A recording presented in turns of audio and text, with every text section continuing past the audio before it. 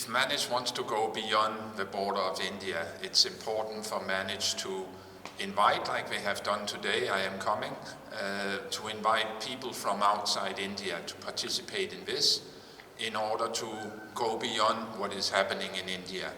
And I also think that you have been very good here in India to actually make blogs, to make short documents, to promote what you are doing in picture and in text. So you have to do that, maybe make a small video about what you are doing, following up on what is happening, and then put that on an open platform for people to see what is happening here in India. And I think there's a lot to learn from the Indian cases, because a lot of things are being tested and in new ways in India. There's a lot of progression in how you are doing extension in India. So it would be good that you are using this, and also having an institution like MANAGE. Most countries doesn't have an institution who really work on training and capacitating the broader ecosystem within extension. Thank you.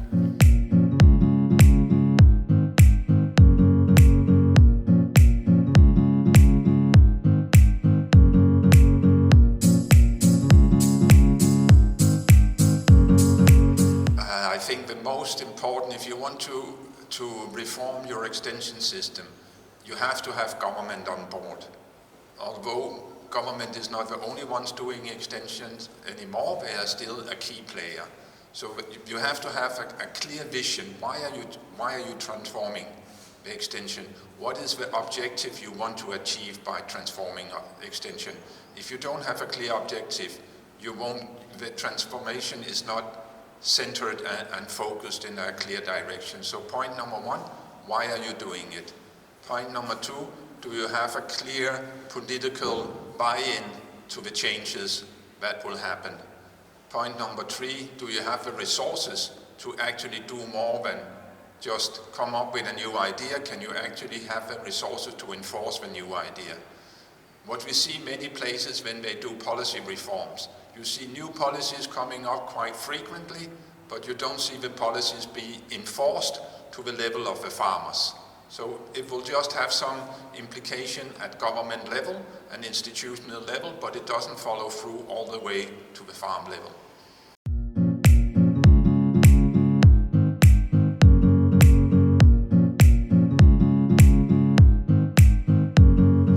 So in my view, the biggest challenge in investment and in moving forward with the extension system is the lack of trust from government in that extension can actually solve the problems and make the transformation in agricultural food system that they want to have. The same accounts for the international community, what they call the development partners. So the big donors in the world, they do not either trust that extension has the capacity and the means to do what they need to do. So a lot of parallel things are coming. The research people are doing more extension today than they should do, because nobody really believes that extension can solve the problem. So that is the biggest challenge for extension, because of this lack of trust, there's an underinvestment in innovation in extension and in extension performance all over.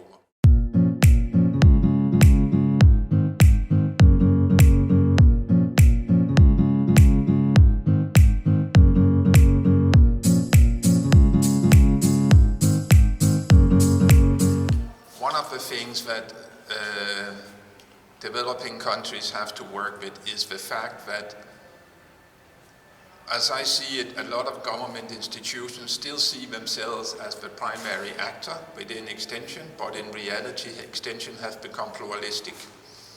So government should still focus on securing equity within extension, securing that equity for gender, equity for youth, equity for farmers who are less likely to be supported by extension, and then leave the better off farmers to the private sector, leave the organized middle farmers to the farmers' organizations and the NGOs, and then really focus on the government extension, focus on the ones that the other ones doesn't reach because they are too expensive to reach or they are too difficult to reach.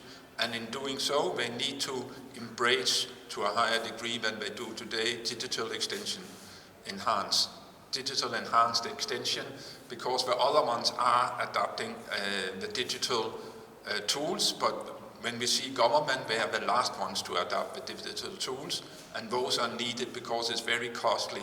If you want to have extension that reach the poorest farmers, it's the most costly extension. And there is a tendency that even that government, private sector, NGOs are competing about the same farmers. So the easier accessible farmers, the farmers where you can have the highest impact on extension, because that is, when you have to report back to your ministry, you want to have successes. And the easy accessible farmers give you fast successes. The remote poor farmers, the female farmers, are much more difficult to deal with. So there are also an inbuilt challenge for the public sector to actually address what we're supposed to address.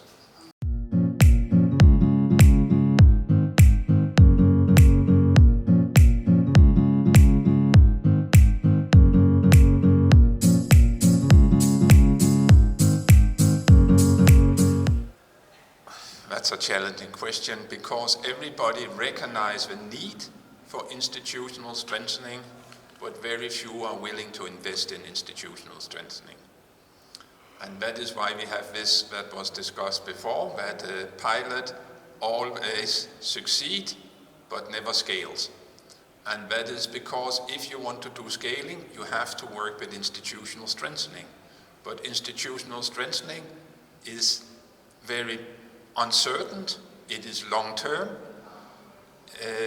You can't control what is happening, so you have to let go of control, and that is counterproductive, at least to external actors like FAO and the World Bank. Their way of supporting and developing is in many ways not geared to institutional strengthening. It is actually the opposite of institutional strengthening, because they want to have control. They have to have all this measurement on what they are doing. You have to report on financial, you have to report on your achievements, and institutional strengthening, it's a black box. You don't know. It takes time, it is messy, it is uncontrollable, so it's not happening. They talk about it, but it doesn't happen.